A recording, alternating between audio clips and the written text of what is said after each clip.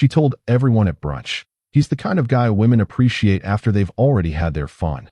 I smiled politely, paid for the entire table, and quietly walked away forever. A year later, those same friends were sending me screenshots of her crying about losing a rare man across multiple late-night Instagram stories online. He's the kind of guy women appreciate after they've already had their fun. Everyone laughed. I smiled. I even picked up my coffee cup and took a slow sip, like the joke had simply passed over me the way wind passes over still water. Like it hadn't landed anywhere important. It had. Emery said it without looking at me. She said it the way people say things they've been holding for a while.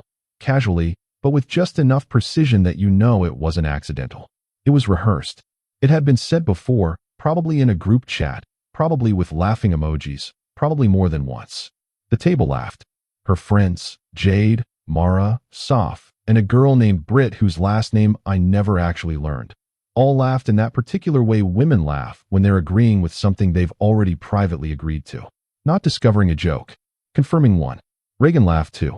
Not as loud as the others. Not as long. But she laughed. And I sat there at the head of that brunch table on a Saturday morning in late October, in a restaurant I had made the reservation for, at a table for 7 that I fully intended to pay for, and I smiled. I nodded slightly, the way you nod when someone tells a story you've heard before. I didn't flinch. I didn't go cold. I didn't say a single word. I just filed it.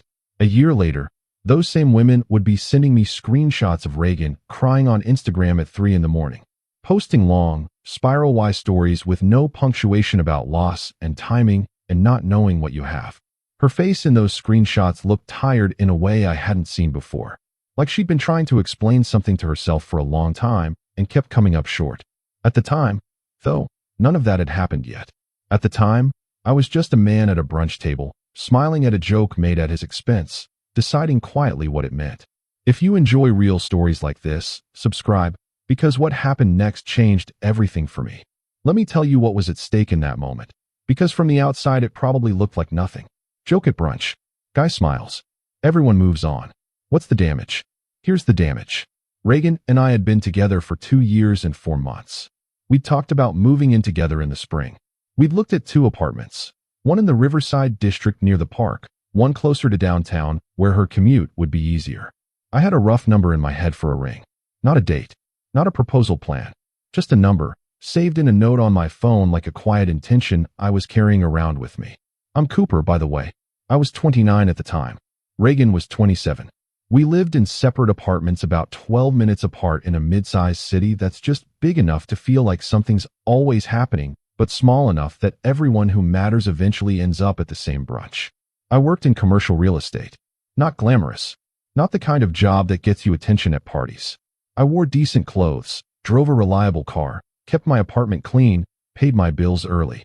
I was the kind of person who read lease agreements before signing them and showed up to things on time. The kind of person who, when he said he'd handle something, handled it. I didn't realize it then, but that description, that entire personality type, was exactly what Emery's joke was targeting. Because the joke wasn't really a joke. It was a diagnosis. It was her friend group's consensus on what I was. Useful, stable, appreciable in retrospect, not exciting enough for right now. The kind of man you end up grateful for after you've made your mistakes elsewhere. The consolation prize you reach for once the market's humbled you. That was their read on me. And Reagan had laughed. I drove home from brunch that afternoon thinking about that laugh more than anything else. Not Emery's joke. Not Jade's snort or Soph's wide smile, or the way Britt immediately changed the subject like she'd suddenly felt slightly bad about it. Just Reagan's laugh. Small and fast, barely there. Like a reflex she tried to suppress and couldn't quite manage in time. I didn't bring it up. I went home, changed out of my brunch clothes, and went for a run. 6 miles. I came back, showered, made dinner, called Reagan, and talked to her for 40 minutes about a work thing she was stressed about. I didn't mention the joke once. That should have been my first warning, not the joke itself, but my own instinct to file it away instead of name it. I want to give you a short picture of us before the cracks, because this isn't a story about a man who was blind. I saw Reagan clearly. I also loved her clearly, which I think sometimes made the same thing. We met through a mutual friend at a birthday dinner about 2.5 years before the brunch. She was funny in the dry, understated way I've always liked. Quick observations, low volume, didn't need the room. She was a project manager at a marketing firm, good at her job, slightly frustrated by it. She liked long walks and cheap wine and movies with actual plots. The first year was easy. We traveled twice. We built routines. I met her parents, polite, quiet people who seemed relieved she was with someone reliable. She met mine, louder, warmer, more immediately expressive, and they adored her. Around month 15, things shifted in ways so small I almost missed them. Almost. The brunch was Jade's idea, technically. Jade organized most social events in Reagan's circle. She had the kind of energy that requires an audience and the logistical instinct to keep one assembled. Brunch was her preferred format. Long, unstructured, enough mimosas to loosen things, no clear endpoint. A gossip incubator with good lighting. I usually avoided these events. Reagan usually didn't push. But that particular Saturday, she'd asked me twice. Then a third time with a specific softness that I later understood to be guilt working itself into charm. I said yes because I wanted to support her, which is the kind of reasoning I was still operating on at that point. The restaurant was airy and loud in that curated way. Exposed brick, pendant lights, a menu with too many adjectives. We arrived before the others and got the big table near the window. Reagan ordered immediately. Sparkling water. She was already slightly elsewhere. The friends arrived in two groups. Mara and Soph together, then Jade and Britt, then Emery alone, which is how Emery always arrived. Last, slightly breathless, immediately dominant. Emery was the one I'd understood least from the start. She was Reagan's oldest friend, which meant she had access to a version of Reagan I'd never met and an opinion about me that predated anything I'd actually done. I tried with Emery. I'd been warm and easy and genuinely interested, and she'd remained pleasantly impenetrable, like a wall painted to look like a window. The brunch moved the way those things do. Mimosas, menu discussion, someone's job stress, someone's apartment situation, Jade's ongoing complicated thing with a guy who lived in another city. I listened, contributed where I could, refilled water glasses because the service was slow. Then Emery said it. I don't remember the exact sentence that came before it. Something about Jade's situation, something about types of men, what women want at different stages. The conversation was doing that thing conversations do when a group of people are really just searching for permission to say the thing they've been thinking privately. Then Emery leaned back slightly, held her mimosa, and said it with a smile that was almost kind. He's the kind of guy women appreciate after they've already had their fun. Pause. Jade tilted her head like she was considering it and nodding at the same time. Mara laughed immediately, a short, clean laugh. Soph bit her lip in that way that means I shouldn't laugh at this, but I do agree with it. Britt looked at her menu. Reagan laughed, small, fast, already retreating. And I looked at Emery with a smile that I had practiced in some form or another for my entire adult life. The smile that says I heard you, and I am not going to give you the reaction you were half hoping for. And I said nothing. Emery met my eyes for 1 second. I couldn't read what was in them. Maybe she expected me to blush. Maybe she expected me to pretend harder that it was funny. Maybe she was genuinely curious what I'd do. What I did was set my coffee cup down, pick up the menu, and ask Jade whether she'd tried the shakshuka before. The table moved on. But I didn't move on. I sat with that line for the rest of the meal like a splinter I kept pressing with my thumb. Not enough to stop anything. Just enough to feel. Something felt wrong. Not new wrong. Old wrong. Finally visible. Here's what I hadn't let myself add up before that morning. About 6 months in, Reagan started spending significantly more time on her phone during evenings we spent together. Not unusual in isolation. I did it too sometimes. But hers had a specific quality. The screen going face down when I walked past. The small adjustments in posture. The conversation that picked up slightly too quickly when I sat down. None of it conclusive. All of it registered somewhere. Around month 14, she started making comparisons. Never aggressive. Always framed as casual observation. Dante just bought a place downtown. His own place, like 28. Or, Jade's guy takes her to these insane restaurants. I saw the photos. Or, once, while we were watching something on TV, a comment about a character who was effortlessly confident, delivered while glancing at me that could have meant nothing and probably didn't. At the time, I told myself these were small things. Spillover from her friend group's collective aesthetic. I told myself she was processing ambition and it was coming out sideways sometimes. I was being generous with her in the way you are when you love someone and haven't yet decided what you're willing to see. Month 16, the Instagram thing. Reagan had always been moderately active on social media. Around this period, she recalibrated her entire approach. New photos more frequently, more curated, more specifically designed to generate a certain kind of response. She started following accounts, mostly aesthetic, some fitness, a few lifestyle pages built around a very particular image of what a young woman's life should look like. More expensive, more spontaneous, more certain of its own specialness. None of this was about me directly, which is almost what made it concerning. I was increasingly absent from her grid, not banned or removed, just not there, which at the time I read as privacy, which I now understand was something else. Month 18. The friend group started appearing in our relationship in a new way. Not physically, they'd always been present, but their opinions began to arrive with her more often. Jade thinks we should travel more. Mara said it's weird that we don't go out more on weeknights. Emery asked if we talked about the future recently. These were delivered as if they were Reagan's thoughts, which they might have been, but they arrived wearing other people's voices. I noticed. I said nothing. At the time, I ignored all of it. That should have been my warning. Not any single thing, but the accumulation. The slow, quiet argument her life was starting to make against our relationship without her ever quite saying it out loud. 3 weeks after the brunch, I picked up Reagan's phone to check the time. She was in the shower. Her phone was on the kitchen counter. Mine was in the bedroom. I was making coffee. I wasn't looking for anything. I need to say that clearly. I picked it up because I wanted to know if we had time to walk to the farmer's market before it got too crowded. The screen lit up on a message thread. Preview visible. No unlocking required.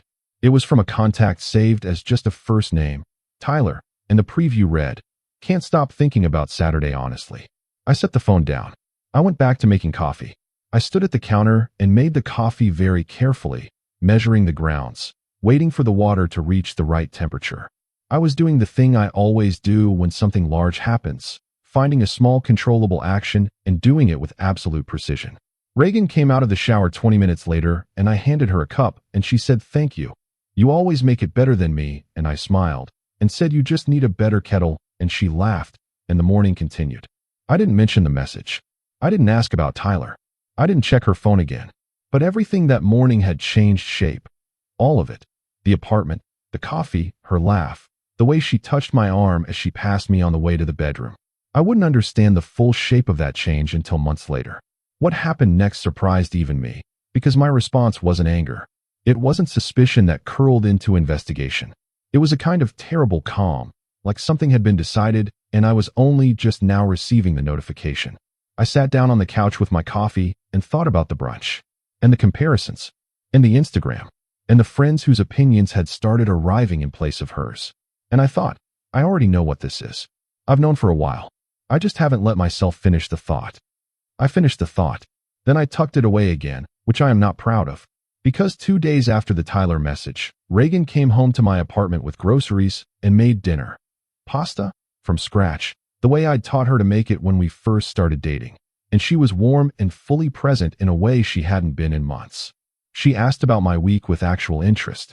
She laughed at something I said and reached across the table and held my hand, and I let myself believe that whatever I'd seen on that phone screen was nothing, or old, or misread. We had a good week. Then another one. We went to see her cousin's new baby. We took a day trip to a town 2 hours north that we'd been talking about visiting since the previous winter. She posted a photo of us together, the first in quite a while, and tagged it warmly. I relaxed. I know how that sounds now, but I relaxed because I wanted to. Because 2 years of something real is hard to let go of when it suddenly looks like it might be repairing itself. Because love is stubborn that way. It keeps trying to find the version of the story where things are okay. Emery's voice in the back of my head became quieter. The Tyler message became something I decided had context I didn't have. I gave Reagan the benefit of every doubt I owned. I even looked at the apartment listing in the Riverside district again. Looking back, the clue was obvious. The warmth had come too suddenly. It had the quality of something corrective rather than something natural, a course adjustment rather than a return to baseline. She was giving me something, not being herself. There's a difference, and I can feel it now the way you can feel the difference between daylight and a lit room. They look similar until you pay close attention, and then you cannot confuse them. But I wasn't paying close enough attention. I was choosing comfort. The bomb I didn't know I'd planted in that good week. I told Jade, when I ran into her at a coffee shop, that Reagan and I were doing really well. Jade smiled at me and said I'm so glad. 6 weeks after the good week, I had lunch with Marcus. Marcus was my oldest friend. He knew Reagan, knew her friends in the surface way you know your best friend's girlfriend's circle, names, faces, general impressions. He'd been at 2 or 3 group things over the years. He'd met Emery once at a birthday dinner. He texted me the morning of our lunch and said, "There's something I want to tell you in person." I knew from the phrasing that I wouldn't like it. We met at a place near his office. He was already there when I arrived, which meant he'd been thinking about how to start. He told me that a few weeks prior he'd run into Britt, the one whose last name I'd never learned, at a concert. They'd ended up talking for a while, the way you do when you're both solo at an event and know someone in common. At some point the conversation had turned to Reagan and me. Britt, apparently, had had a few drinks. Britt had apparently said that Reagan's friends had been encouraging her to end things with me for most of the previous year. That the general consensus in the group, Emery's consensus, which became the group's consensus, which was how that group operated, was that Reagan was settling. That she was in her late 20s and still had time to find someone more exciting, more ambitious seeming, more aligned with a certain image they had of what Reagan's life should look like. That the brunch joke, the one Emery had made, the one I'd smiled through, had not been a random observation but a kind of group thesis statement. Something they'd discussed before I arrived. Marcus watched me while he said all of this. He knew me well enough to know I wouldn't explode. But he was reading me carefully. "How long have you known?" he asked. "About this specifically?" "Since this morning." "About the general shape of it?" "A while." "What are you going to do?" I ate some of my lunch. I thought about Reagan making pasta. I thought about the apartment in the Riverside district. I thought about the number in my phone, the ring number, the quiet intention. "I don't know yet," I said. That was not quite true. I wish that had been the worst part. But Britt had also mentioned something else. That at a girls' night a few months prior, around the time Reagan and I had our good week, Reagan had apparently told the group that she was trying to feel it again with me, and that Emery had told her the fact that she had to try was the answer. Emery had said, "You shouldn't have to try with the right person," which is actually true as far as it goes. What none of them said, what none of them apparently thought to say, was, "You don't grow certainty by looking for it in a group chat." On the drive home from lunch, I started doing the thing the mind does when it's finally allowed to complete a thought it's been suppressing for months. I started going back. The phone behavior, month 6. The comparisons, month 14. The Instagram recalibration. The friends' opinions arriving like forwarded mail. The Tyler message. The good week, that was actually a correction. And then further back than that. Our first anniversary. I'd arranged a weekend away, a place she'd mentioned once in passing 3 months prior. She'd seemed slightly surprised that I'd remembered. Not touched, surprised. Like she hadn't expected that particular quality of attention and wasn't quite sure what to do with it. New Year's, about 18 months in. Her friends were at a party across town. A bigger, louder event at someone's rooftop. Reagan had initially said she wanted to do something small with me. By December 29th, she was asking, carefully, whether I'd mind if we joined the bigger party. I said of course not. We went. She spent most of it with Emery. I stood near the drinks table and talked to 2 people I didn't know about commercial real estate and counted down the new year with my arm around a woman who was looking at her phone at 11:58. A Sunday, about month 20. Reagan said something while we were in the car. Something small. I'd normally have let it pass, but that day she said, "You never really surprise me." She said it like she was reporting a weather condition, like it was neutral information. I had turned it over and ultimately said, "Is that a complaint?" And she'd said, too quickly, "No, I just mean I know you. It's a good thing." And I'd let it be a good thing. I wish I'd understood then that what she was describing was not actually comfort. She was describing a specific kind of disappointment that had learned to use the language of appreciation. Everything connected on that drive home. I saw the whole shape. Not a relationship in temporary difficulty. A relationship one person had been quietly but consistently devaluing for the better part of a year, informed by a friend group with a specific agenda, while the other person had been building toward a future in a direction the first person had already privately abandoned. She hadn't told me. That was the part one kept returning to. She hadn't told me. She'd laughed at a joke about me. She'd let her friends construct a verdict. She'd tried to feel it again during a good week without ever giving me the information I would have needed to help. She'd taken my stability as a backdrop while she auditioned an alternative. I didn't cry on that drive. I didn't feel rage. I felt something settle in my chest, like a final piece going in. I wouldn't understand until later that what I was feeling wasn't sadness. It was decision. I called Reagan that evening and asked if she wanted to get dinner. She said yes. We went to a place we liked on the east side. Wine bar, small plates, the kind of low-lit room where serious conversations somehow feel more manageable. I didn't perform a confrontation. I want to be precise about this because I think there's a version of this story where I lay everything out, the Tyler message, the Brit conversation, the accumulated evidence, and deliver a closing argument. Some part of me understands the appeal of that version. But that's not what happened. What happened was dinner. We had dinner. The food was good. She talked about a project at work. I listened. I asked questions. I was present with her, genuinely present, because I wanted to be. Because she was still, in the moment, a person I had loved, and whatever had happened between us, I didn't want to be the kind of man who used a dinner as a delivery mechanism for grievances. After the plates were cleared, I said quietly, I think we've been going in different directions for a while. She looked at me. Something shifted in her face, not surprise exactly. Recognition. Cooper, I'm not angry, I said, which was true. I'm not asking you to explain anything. I think we both know what this is. She was quiet for a moment. I've been trying, she said. I have been. I know. And I think that's actually the problem. She looked down at her wine glass. She turned it slightly on the table. I paid the bill. We walked out together. I hugged her, real, not brief, and told her I hoped she'd be well. Then I walked to my car, drove home, and unlocked my apartment door. I stood in the kitchen for a moment. The one where I'd made the coffee, where I'd heard the phone light up, where I'd measured the grounds very carefully while something large changed shape. I made tea. I washed the mug when I was done. I went to bed. No speech. No message to Emery. No Instagram post. No last word moment. Just a door closing, gently, on something that had already been over for quite a while. The weeks after a long relationship ends have a specific texture that's hard to describe to someone who hasn't felt it. Not emptiness exactly. More like the particular quiet of a room that was recently loud. You keep reaching for sounds that aren't there. I let myself feel that for a few weeks. I didn't rush past it. Marcus was good during that time. Showed up with food and bad TV twice.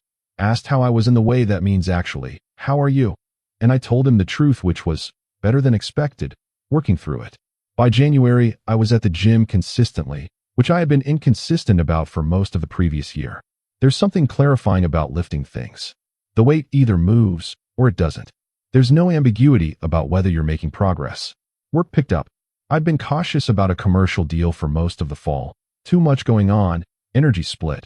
And I came back to it with the kind of focused attention that only has room to grow when other things have been cleared away. The deal closed in February. My commission was more than I'd made in any previous single transaction. I didn't post about it. I didn't renovate my personality or acquire new ones. I didn't go through a loud phase. No reckless phase. No performance of recovery. I just moved through the days doing the work of them. Gym, office, dinner with Marcus or my sister, occasional weekends out of the city. Reading more. Sleeping better. Waking up with a quality of morning I'd forgotten was available. I deleted the Ring number from my phone at some point in February. It didn't feel like a ceremony. It felt like finally doing the administrative task you'd been putting off. The Riverside apartment got rented by someone else. I drove past it once in March and felt nothing except a mild appreciation for the neighborhood, which really was nice. I went on 2 dates in spring. One was pleasant. One was awkward. Neither went further. Both were fine. I wasn't looking for a replacement. I was just relearning what it felt like to be present with someone new, to have an ordinary conversation without the weight of something unresolved sitting at the table between you. Slowly, the quiet in the apartment stopped sounding like absence. It started sounding like mine. I want to be careful here about how I tell this part. I'm not interested in cruelty. What I watched happen to Reagan over the months after we ended things was not something I wished for and not something I enjoyed. But it was something I observed, mostly through the occasional third-party account. And I think it belongs in this story because it's actually the more important part of what happened, not as punishment, but as consequence, which are different things, even if they sometimes look identical from the outside. Here is what I was told, over the course of the following year, by people who knew us both. The friend group restructured. This happens with couples breakups. Orbit shifts, allegiances reshuffle. But from what I heard, it was more abrupt than usual. Jade moved.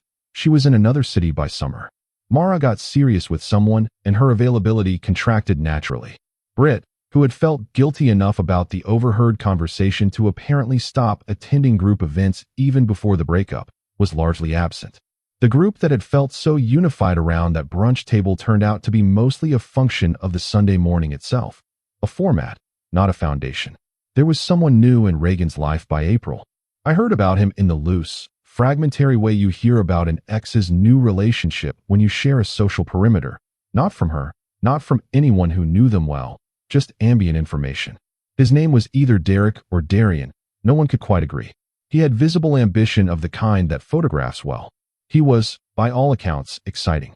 By August, he'd apparently moved on without much ceremony. I heard about this from my sister, who had retained a loose thread of connection to Mara. No real details. Just, it didn't work out. Emery, interestingly, faded from Reagan's life around the same time. I didn't find out why and I didn't ask. Some friendships that are built around a particular shared energy collapse when the energy does. Reagan changed jobs in the fall. The new one seemed to demand more from her. I hope it was also giving her more. I genuinely mean that. What I noticed from this distance was a particular trajectory, not dramatic collapse, nothing cinematic. Just a person who had traded a stable and genuinely loving situation for an idea of something better and had discovered that the idea didn't come with the solidity she'd taken for granted. Reality arrives eventually.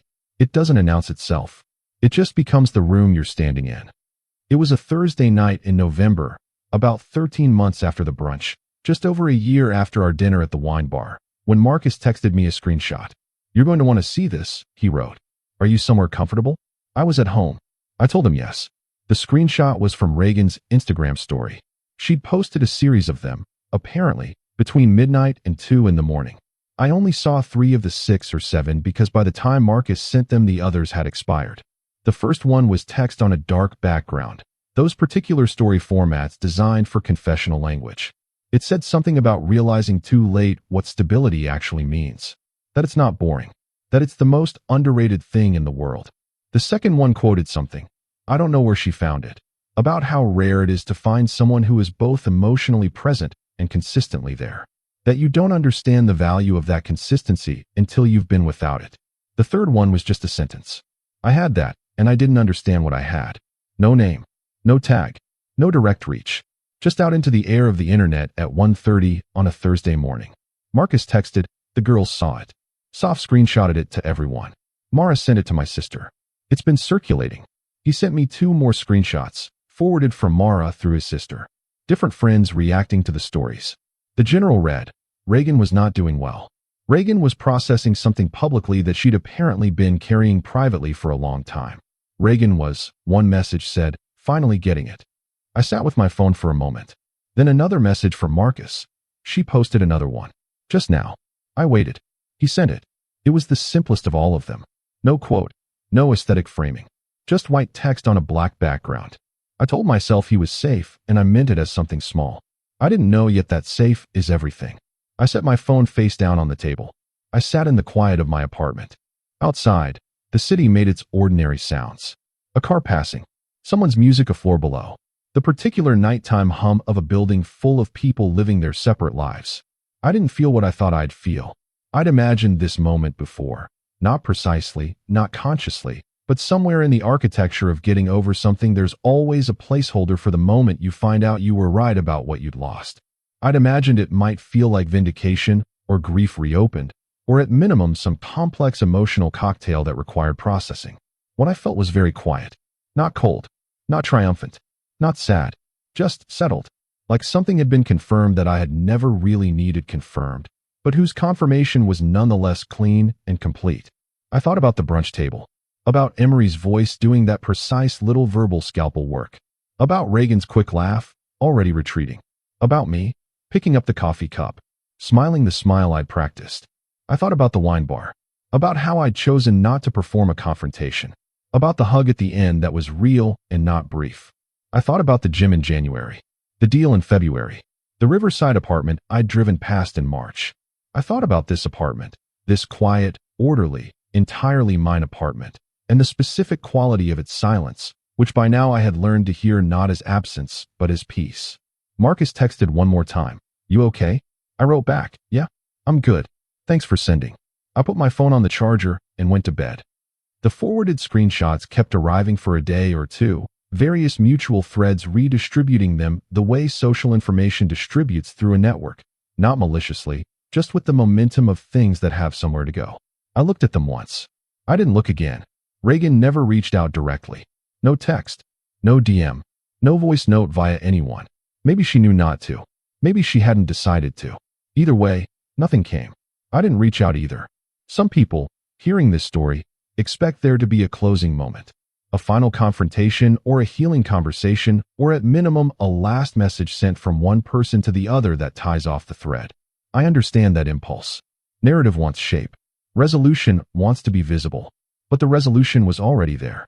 It happened at a dinner table in a wine bar, spoken quietly over cleared plates. It happened in a gym in January, in a deal closed in February, in a morning in early spring when I woke up and realized the quiet had stopped feeling like loss. It happened the first time I sat in my apartment on a Thursday night and felt, genuinely, that I was somewhere I was supposed to be. The Instagram stories were not the ending. They were just the confirmation. She understood, now, what she'd had. She understood at the moment she no longer had access to it. I've thought sometimes about what I would have said if she had reached out. I don't have a speech. I don't have a list of grievances I'd have finally delivered. I think I would have been kind. I think I would have been honest. I think I would have wished her well and meant it, because the opposite of loving someone is not wanting them to suffer. It's just not being the person responsible for ensuring that they don't. She found that out herself, eventually. So did Emery's joke. And I, the man women appreciate after they've already had their fun, was having the time of his life. I never replied.